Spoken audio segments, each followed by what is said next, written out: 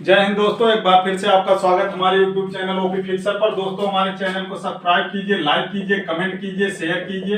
अगर आपको कोई डाउट्स है तो अपने डाउट्स हमारे कमेंट बॉक्स में लिखिए। दोस्तों आज हम चर्चा करते हैं वॉइस के विषय में चर्चा करते हैं। काफी इंपॉर्टेंट चैप्टर है। लगभग आप देखेंगे क्लास 8 से 9th 10th उसके बाद 11th 12th उसके बाद आप किसी भी कॉम्पिटेटिव एग्जाम में जाएंगे तो वॉइस से क्वेश्चन वहां पर जरूर आते हैं। तो आज हम उसकी उत्पत्ति के विषय में चर्चा करेंगे, फिर आगे चल करके नेक्स्ट वीडियो में हम नेक्स्ट बातों के विषय में चर्चा करेंगे।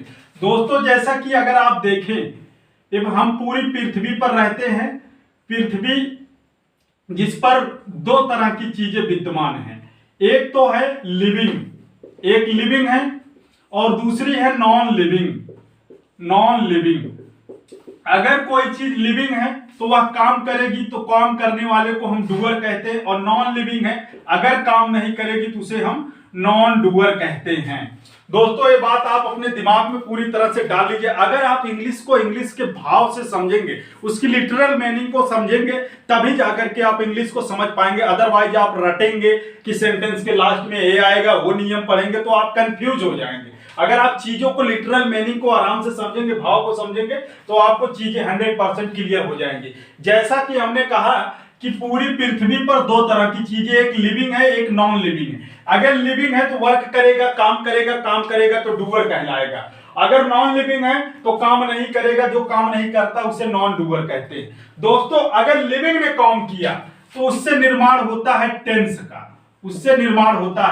टेंस का, और अगर नॉन लिविंग ने काम किया तो उससे निर्माण होता है वॉइस का। हमने आपको पहले बताया था इस तरह से टेंस और वॉइस की उत्पत्ति होती है। लेकिन अगर आप वॉइस में देखें तो वॉइस दो तरह की होती है। एक होती है एक्टिव वॉइस और एक होती है पैसिव वॉइस।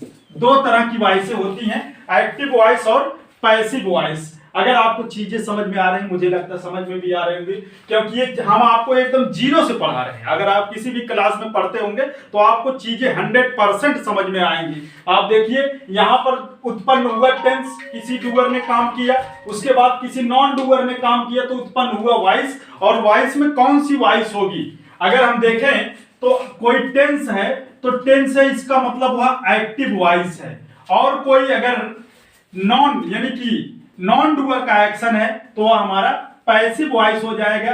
वैसे आप अगर दोनों में अंतर देखेंगे तो यह सब्जेक्टिव होता है, यह जो एक्टिव वॉइस होता है यह सब्जेक्टिव होता है, और जो पैसिव वॉइस होता है वह ऑब्जेक्टिव होता है। यह बात आपको समझ में आनी चाहिए कि इसमें सब्जेक्ट मुख्य कार्य करता है, मेन रोल करता है, और इसमें ऑब्जेक्ट मेन रोल करता है। अगर आप नॉन लिविंग से कोई भी एग्जांपल ले, जैसे हमने लिखा टी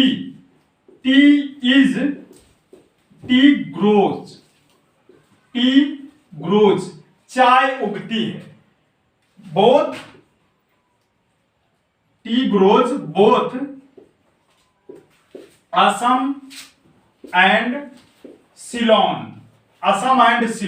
यानी कि असम और सिलोन दोनों जगह पर चाय उगती है। तो आप इस सेंटेंस को देखेंगे तो दोस्तों यह सेंटेंस आपको सही लग रहा है कि गलत लग रहा है? बिल्कुल गलत है सेंटेंस। अगर आप देखेंगे तो सेंटेंस बिल्कुल गलत है, क्योंकि चाय उगती नहीं, चाय उगाई जाती है। तो जब उगाई जाएगी तो इसका मतलब किसी दूसरे के द्वारा एक्शन किया जाएगा, और जब किसी दूसरे के द्वारा एक्शन किया जाएगा तो उसको ऑब्जेक्टिव फॉर्म हम कहते हैं। तो यहां पर हो जाएगा दोस्तों प्रेजेंट इंडेफिनिट टेंस है, प्रेजेंट इंडेफिनिट का पैसिव हो जाएगा टी इज ग्रोन, चाय उगाई जाती है। अब आपको समझ में आ गया होगा कहां, बोथ असम एंड सिलोन, असम और सिलोन में चाय उगाई जाती है। अब मुझे लगता है आपको चीजें समझ में आ गई होंगी। जैसे हमने कहा चेयर्स या चेयर, हमने लिखा चेयर मेड्स, तो आप देखेंगे कुर्सी बनती है। यह सेंटेंस आप देखेंगे बिल्कुल गलत है अगर आप इसको देखेंगे, क्योंकि कुर्सी बनती नहीं, कुर्सी बनाई जाती है।